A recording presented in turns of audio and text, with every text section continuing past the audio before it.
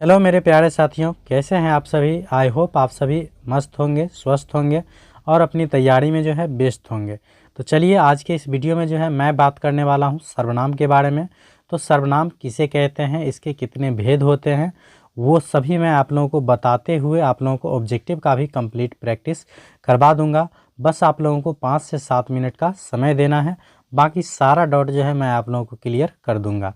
तो चलिए शुरू करते हैं। तो पहला क्वेश्चन जो हमारा दिया गया है, ये दिया गया है कोई कैसा सर्वनाम है। ये कोई जो शब्द है ये कैसा सर्वनाम है।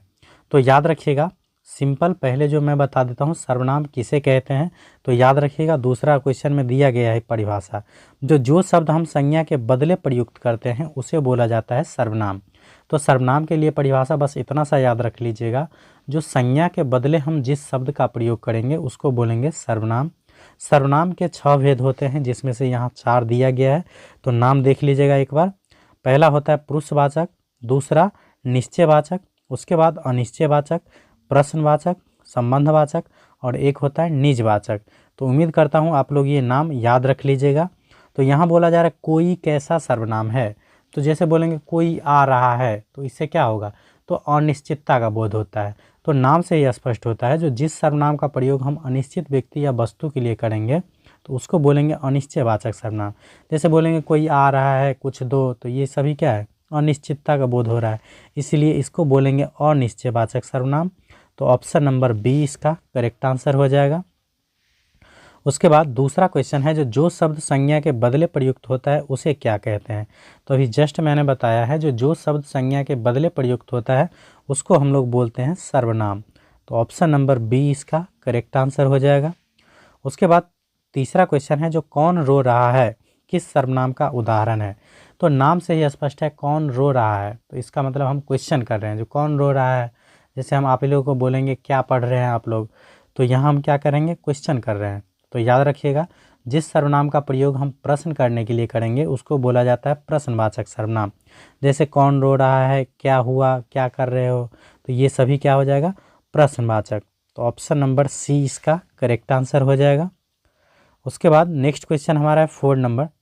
बोला जा रहा है सर्वनाम उस विकारी शब्द को कहते हैं जो। तो इसका भी जवाब आप लोगों को हालांकि मिल गया होगा। जो सर्वनाम उस शब्द को कहते हैं जो, तो जो क्या होता है, तो जो संज्ञा के बदले आता है। तो ऑप्शन नंबर सी इसका करेक्ट आंसर हो जाएगा। उसके बाद 5 नंबर क्वेश्चन है, जो आप भला तो जग भला किस सर्वनाम का उदाहरण है। तो आप जो यहाँ है ये हो जाएगा निजवाचक सर्वनाम का उदाहरण।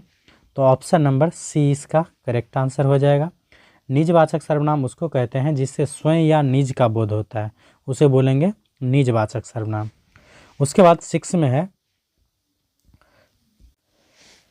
नेक्स्ट है 6 नंबर क्वेश्चन, जो तुम्हें क्या चाहिए किस सर्वनाम का उदाहरण है।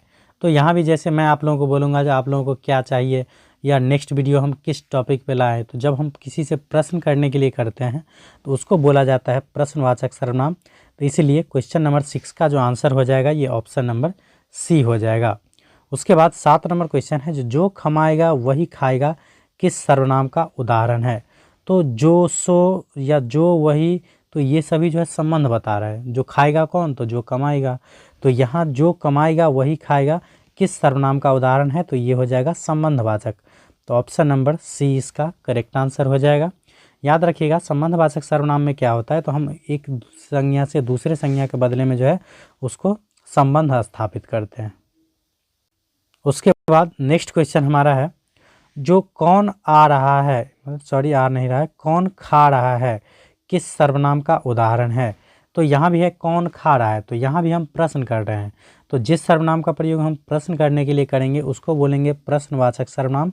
तो ऑप्शन नंबर ए इसका करेक्ट आंसर हो जाएगा।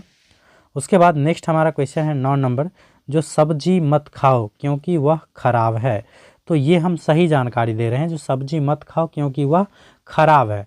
तो जिस सर्वनाम का प्रयोग हम निश्चित व्यक्ति या वस्तु के बदले करते हैं उसको बोलेंगे निश्चयवाचक सर्वनाम। तो हम सब्जी के बारे में निश्चित बता रहे हैं, जो वह खराब है इसीलिए तुम मत खाओ, तो ये हो जाएगा निश्चयवाचक सर्वनाम। तो ऑप्शन नंबर जो है डी इसका करेक्ट आंसर हो जाएगा। उसके बाद नेक्स्ट हमारा 11 नंबर क्वेश्चन है, जो मैं, हम, तुम, वह, यह किस सर्वनाम का उदाहरण है। तो जनरली जब मैं, तुम, वह, यह लिखा रहे तो उसको बोलेंगे हम पुरुषवाचक सर्वनाम। तो ऑप्शन नंबर ए इसका करेक्ट आंसर हो जाएगा। उसके बाद नेक्स्ट क्वेश्चन हमारा है 11 नंबर।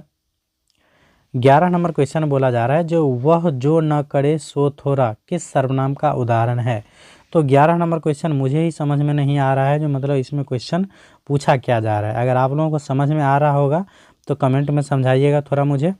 उसके बाद नेक्स्ट है 12 और आज का लास्ट क्वेश्चन, जो हमें ऐसा क्यों नहीं करना चाहिए। तो यहाँ जब हम क्यों का प्रयोग करेंगे तो क्यों हो जाएगा यहाँ प्रश्नवाचक सर्वनाम। तो ऑप्शन नंबर बी इसका करेक्ट आंसर हो जाएगा। तो चलिए आज के इस वीडियो में जो है मैं आप लोगों को सर्वनाम से रिलेटेड जो है कंप्लीट जानकारी देने का प्रयास किया हूँ। तो उम्मीद करता हूँ आप लोगों को समझ में आ गया होगा। अगर नहीं भी समझ में आए तो कमेंट में ज़रूर बताया कीजिए। तो मिलते हैं नेक्स्ट वीडियो में, तब तक के लिए बाय।